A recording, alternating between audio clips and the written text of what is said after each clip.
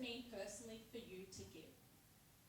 Zuleyha, would you like to kick us off? Everyone's looking at me. I think that's a prompt. Okay, what does it mean to give from a faith perspective? Amira, you did kind of highlight on the slides that, like for example, zakat, which is what we call purifying alms.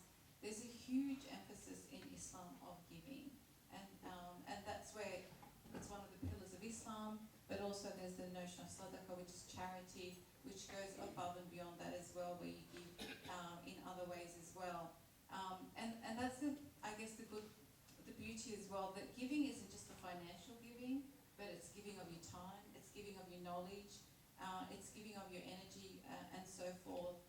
And therefore, that I think has, as a result, influenced the culture within Muslim cultures of giving. And you mentioned about the, breaking of a fast. A lot of Muslims would be, either hosting someone or being hosted, during Ramadan, and that's because it's just again so entrenched in the culture and therefore in everyday life. For me, I guess giving, that was one of the questions. What does it mean? I guess for me it's identifying or acknowledging that I have been blessed with so much, and we all have in different ways. Maybe some of us more than others, but the more you are blessed, I believe that the more we should be giving. So giving is a way of acknowledging those blessings. It's a way of acknowledging that I am thankful. It's a way of showing gratitude, I suppose, by giving to other people, and that's what it means for me. And with that comes a sense of peace of mind in a way, I suppose, because you are giving of things that you have, and that's a good feeling.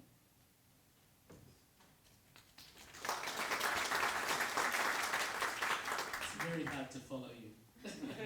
That is so beautiful. In Rotary is an international organisation made up by 1.4 million members. Now, I talk about that as a number straight away because it's actually a small number when you consider the number of people in the world.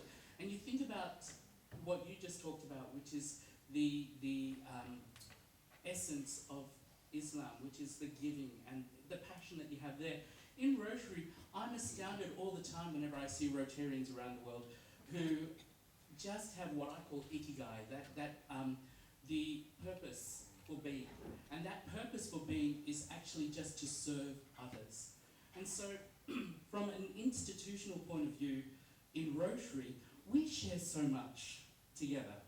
We share that love and that purpose and the passion to want to give to others what little we have. And you see that all the time in Rotary. An interesting thing with Rotary is that, you think that people give money all the time, and that's the definition of giving.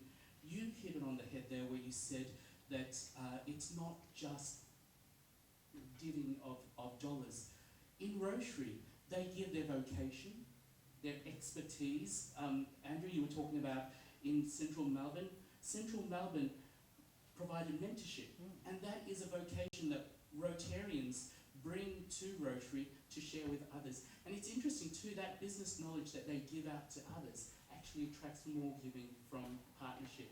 And because of that, the 1.4 million Rotarians that we have around the world are able to maximise their impact through the partnerships of common love, common passion, common giving.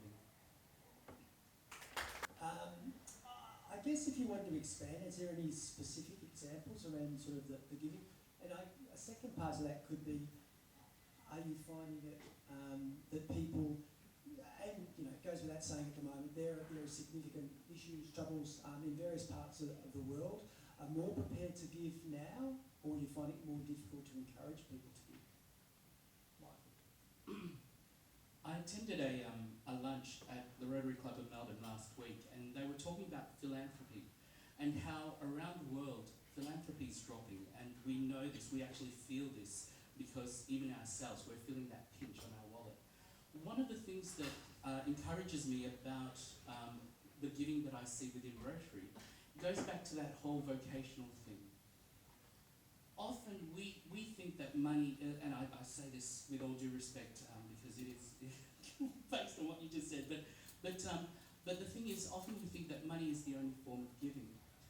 I'll give you a little example for me. I grew up with 3 kids, and I'm a relatively young Rotarian. I say relative, but it means that I was struggling in my business when I was trying to raise the 3 kids, send them to uni, and I found that giving monetary through Rotary was really, really difficult.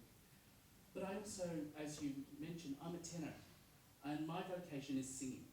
And so I found, and it was actually Roger Thornton over there who suggested to me that whenever I sing at a Rotary function, rather than giving money, arrange for people to donate into the foundation, our Rotary Foundation, on my behalf. And I realised that my vocation could be utilised as the purpose or the catalyst to raise the funds for giving. Now, everyone has a vocation, everyone has that diverse, unique value that you add to life. And so if you could tap into that and utilise that as the catalyst to allow giving to occur, that's certainly another approach to have giving continue in our society, albeit we are struggling financially.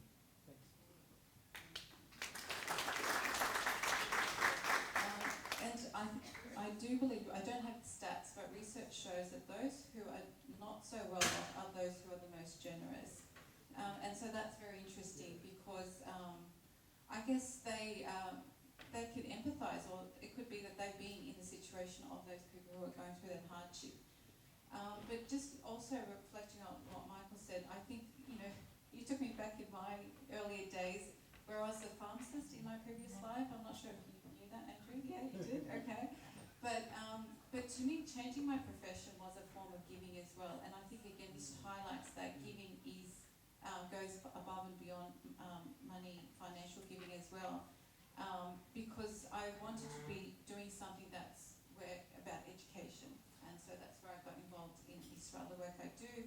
And I had to give up pharmacy. And that wasn't easy with my dad, let me say. He was like, oh my God, you're giving up your pharmacy degree. Is that why I sent you to uni? Who does that kind of thing? He came around eventually. But last year, end of last year, I went to a fundraiser and someone gave a lot of money at a fundraiser that I attended. And I said, may God reward you. You gave a lot. You were very generous. And she was like, I just gave money. She goes, you gave up your profession for your cause. And I thought, wow. I mean, when someone says it to you that way, you realise that giving does, like yours, Michael, does come in different shapes and forms. And I think within the Islamic tradition, this is very much emphasised because there is a famous saying of the Prophet where he says, even smiling is charity. So charity is something where it benefits someone. And I just also want to make the point, when we say giving, we're actually receiving a lot of the time. It's like the notion of sacrifice. Are we really sacrificing, or are we benefiting ourselves? A lot of the time it's not that straightforward, where when you're giving, you're actually gaining so much. Yeah, I think that's such a good point. I see you, Roddy, you share that thought? I certainly do. I mean, it was interesting. Councillor Jamal and I were just talking before, and we were talking about it becomes relative to the person, and that person may say it's a very little thing that they're giving at that time, but to others who are receiving it, it may be the biggest thing that they could ever have received. And a smile, like what you were saying, could be the thing that stopped someone thinking of doing the ultimate. It just made them realise that they exist. And so that's significant. You're absolutely right. Thanks, Michael.